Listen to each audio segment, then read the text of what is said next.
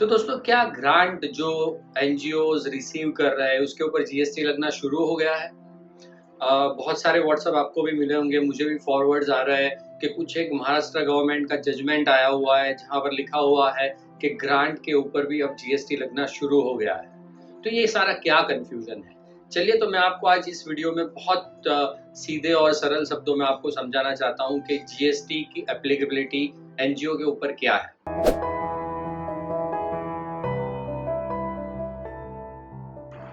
Hello and welcome to my YouTube channel kcjmNGO.com। तो दोस्तों आज हम बात करेंगे जीएसटी रिलेटेड जो एनजीओ ग्रांट पर लगने वाला है या नहीं लगने वाला है, और महाराष्ट्र अथॉरिटी का एक जो एडवांस रूलिंग आया है उसको भी मैं आपको एक इजी लैंग्वेज में समझाने का ट्राई करूंगा। तो बने रहिए और पूरा वीडियो देखिए ताकि कोई कंफ्यूजन क्रिएट ना हो, है ना। जो कंफ्यूजन क्रिएट होते हैं वो यही व्हाट्सएप फॉरवर्ड या जो व्हाट्सएप में आपको मिलते हैं, जिसको पढ़े बगैर, केस को समझे बगैर लोग ये बता रहे हैं कि जीएसटी लगने वाला है या नहीं लगने वाला है। तो दोस्तों ये गलत चीज़ है। आप पूरा वीडियो देखिए और इसको समझिए कि इसमें क्या-क्या कॉम्प्लेक्सिटीज़ है या आपको उसमें कैसे एप्लीकेबिलिटी होगी या नहीं होगी। तो दोस्तों ये कन्फ्यूजन कहाँ से क्रिएट हुआ? Maharashtra authority of advance ruling जो जीएसटी का एक डिपार्टमेंट है, एक केस में उन्होंने ये एक जजमेंट दिया कि जो एनजीओज की ग्रांट है it is considered as a supply of services और उसके ऊपर जीएसटी लगना चाहिए। तो दोस्तों यहाँ से ये कन्फ्यूजन शुरू हुआ। लोग व्हाट्सएप पे इसी को फॉरवर्ड कर रहे हैं और यही कंक्लूजन पे निकल रहे हैं कि जीएसटी लगना चाहिए ग्रांट के ऊपर या अब लगना शुरू हो जाएगा वगैरह वगैरह। तो बहुत सारी कंफ्यूजन है। तो चलिए दोस्तों मैं पहले बता दूं कि रूलिंग क्या था। तो Maharashtra authority of advance ruling में एक केस आया जहां पर एक ऑर्गेनाइजेशन जो ऑर्फन और डिस्ट्रिक्टेड वुमेन पे काम करता है उसको women and child development department जो गवर्नमेंट सेंट्रल गवर्नमेंट की ग्रांट है वो मिली हुई थी। उन्होंने उसको स्पेंड किया for shelter food etcetera for that orphan and women distracted women. Grant की अमाउंट बहुत नॉर्मल थी, इट्स अबाउट 26 लैक्स। और उस जज इसको एक जीएसटी के केस में ये चला गया और वहां पर ये एडवांस रूलिंग जजमेंट हुआ कि ग्रांट और डोनेशन सेपरेट है और ग्रांट के ऊपर जीएसटी लगना चाहिए। ये इस Maharashtra authority of advance ruling का जजमेंट है, रिसेंट जजमेंट है कि हाँ ग्रांट के ऊपर जीएसटी लगना चाहिए। तो दोस्तों जो व्हाट्सएप आ रहे थे आपको मिल रहे थे उसमें कुछ तो सच्चाई है और कुछ सारा हैवॉक क्रिएट किया गया है और उसमें कोई मुझे नहीं लगता है कि उसमें इतना एप्लीकेबल होगा सारे लोगों को। दोस्तों my verdict is do not worry. जो जजमेंट आया हुआ है वो एप्लीकेबल है सिर्फ उस एसएससी के लिए and it is not applicable to all. तो डरने की कोई भी जरूरत नहीं है।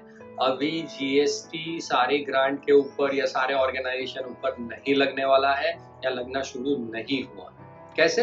मैं आपको उसके रीजंस बताता हूँ। नंबर वन रीजन, जो ये जजमेंट आया हुआ है it is from the Maharashtra authority of advance ruling जो जीएसटी का एक डिपार्टमेंट होता है उसका जजमेंट आया हुआ है।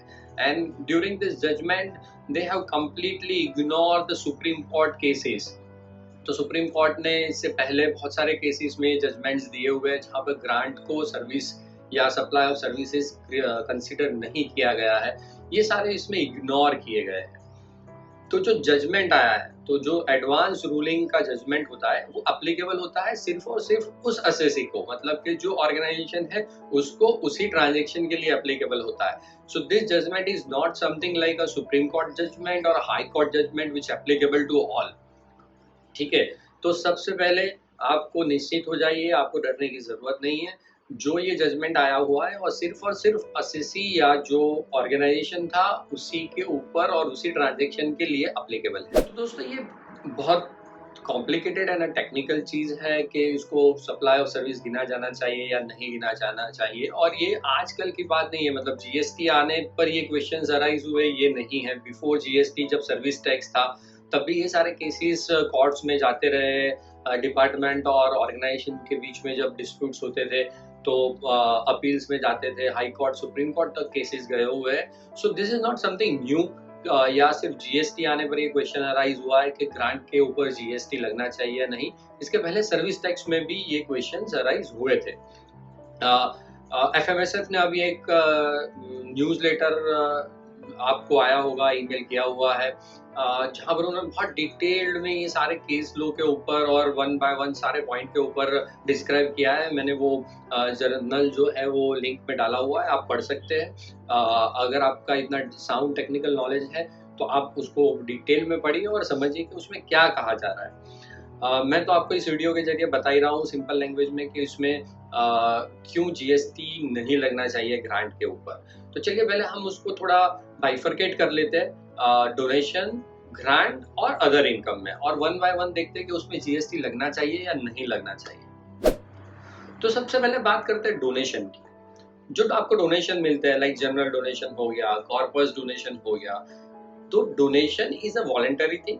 मैं आपके ऑर्गेनाइजेशन को कुछ अमाउंट डोनेट कर रहा हूँ, maybe for a specific campaign और फॉर द जनरल पर्पस और maybe the corpus, as a corpus donation.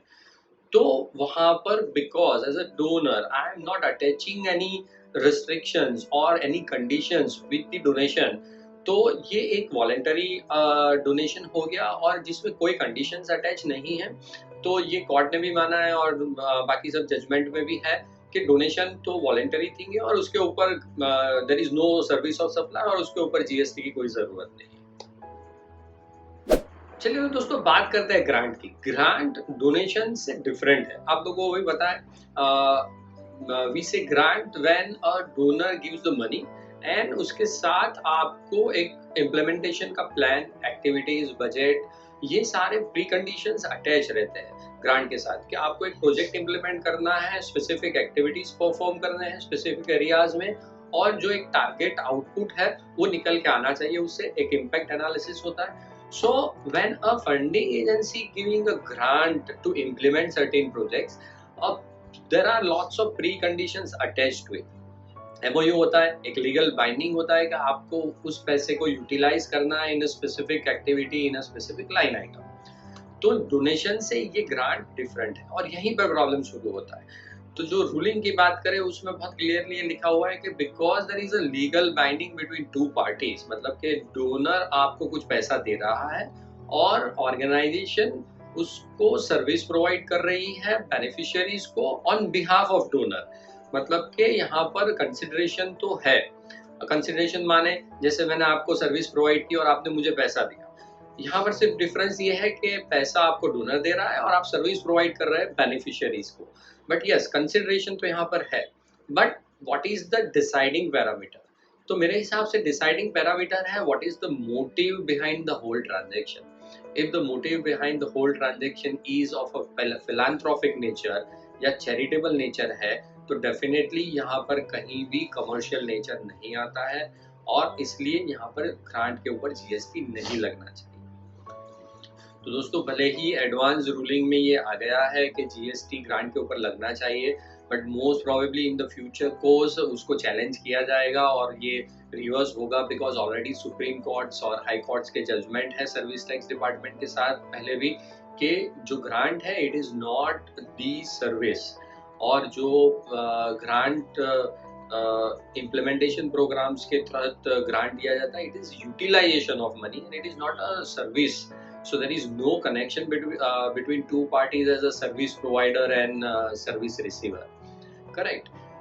And because of that, in my opinion, आप लोगों को घबराने की जरूरत नहीं है, कहीं भी ग्रांट के ऊपर जीएसटी नहीं लगने वाला है। तो दोस्तों अब बात करते हैं other income. Mainly income generation activities जो ऑर्गेनाइजेशंस करते हैं, जो इनकम जनरेट करते हैं apart from donation and grant, जिसका एक ऑब्जेक्ट ये होता है कि सस्टेनेबिलिटी ऑफ द ऑर्गेनाइजेशन। इस तरह की इनकम जनरेशन एक्टिविटीज में डेफिनेटली आपको कॉशियस रहने की ज़रूरत है, क्योंकि जो जीएसटी का डेफिनेशन है ट्रेड, कॉमर्स, वेजर्स, वोकेशनल, ये सारा कमर्शियल गिना जाता है। तो यहाँ पर प्रॉब्लम ये है कि आप कोई एक्टिविटी कर रहे हैं और अगर उसमें इन फर्दरेंस ऑफ द बिजनेस अगर ऐसा डिफाइन हो जाता है, मतलब कि आप ये जो कर रहे हो उसके पीछे का मोटिव बिजनेस है, कमर्शियल एक्टिविटी है, देन डेफिनेटली उस पर जीएसटी लग सकता है। तो दोस्तों यहाँ पर मैं ये भी बताना चाहता हूँ कि जब हम बात कर रहे हैं मोटिव, कमर्शियल नेचर मोटिव की या बिजनेस मोटिव की,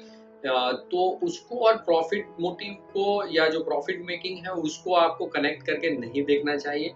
क्योंकि देखिए मैं आपको एक एग्जांपल के तौर पे बताऊं तो एक अगर बिजनेसमैन कोई बिजनेस कर रहा है और उसको लॉस हो रहा है, प्रॉफिट नहीं हो रहा है, तो क्या वो नॉन प्रॉफिट हो जाएगा? नहीं। तो यहाँ बात प्रॉफिट की नहीं हो रही है, तो हम ये नहीं कह सकते कि हम ये इनकम जनरेशन एक्टिविटी कर रहे हैं पर उससे हमको बहुत नॉमिनल प्रॉफिट हो रहा है या प्रॉफिट नहीं हो रहा है। So that is not the criteria here.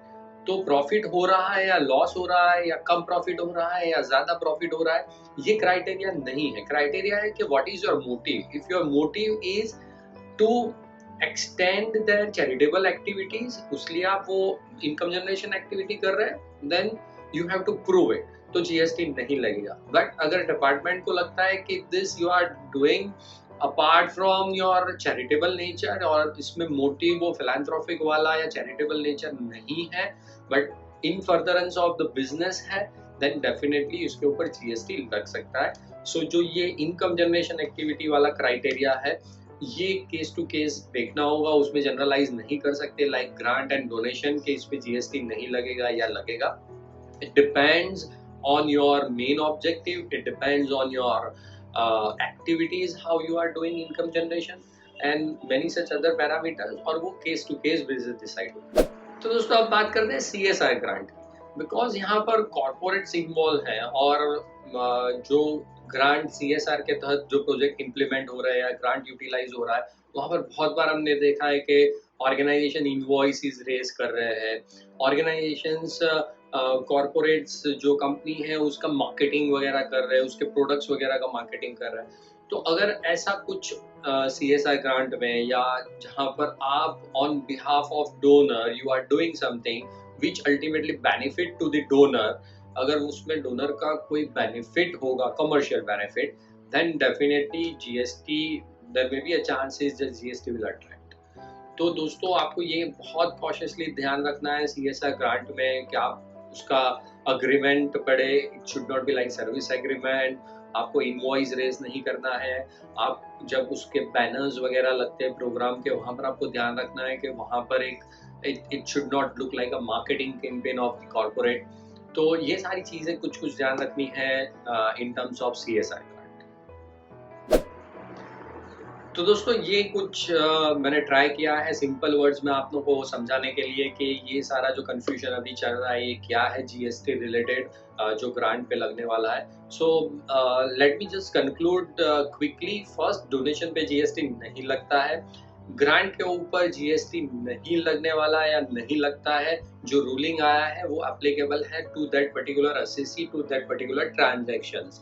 तो it's not a general judgment और किसी कोर्ट का या ऐसा जजमेंट नहीं है, हाई कोर्ट या सुप्रीम कोर्ट का, तो आपको घबराने की जरूरत नहीं है। In terms of CSR grant, yes, आपको संभल कर चलना चाहिए। आप अपने सीए से उसकी एडवाइस लेके उसका ये जो पूरा CSR ग्रांट आप इम्प्लीमेंट कर रहे हैं उसमें डॉक्यूमेंटेशन कैसे होना चाहिए। Fourth one, in terms of income generation activity, definitely in case of income generation activity you should keep in mind कि कहीं पर भी in furtherance of business या आप वो एक बिजनेस एक्टिविटी में फॉल नहीं कर जाए, ये आपको ध्यान रखना है, अदरवाइज उस पे भी जीएसटी लग सकता है। तो दोस्तों आपके जो क्वेश्चंस है या आपके ऑर्गेनाइजेशंस के कोई पर्टिकुलर क्वेरी है, प्लीज आप कमेंट सेक्शन में उसको लिखिए, I will try to answer it.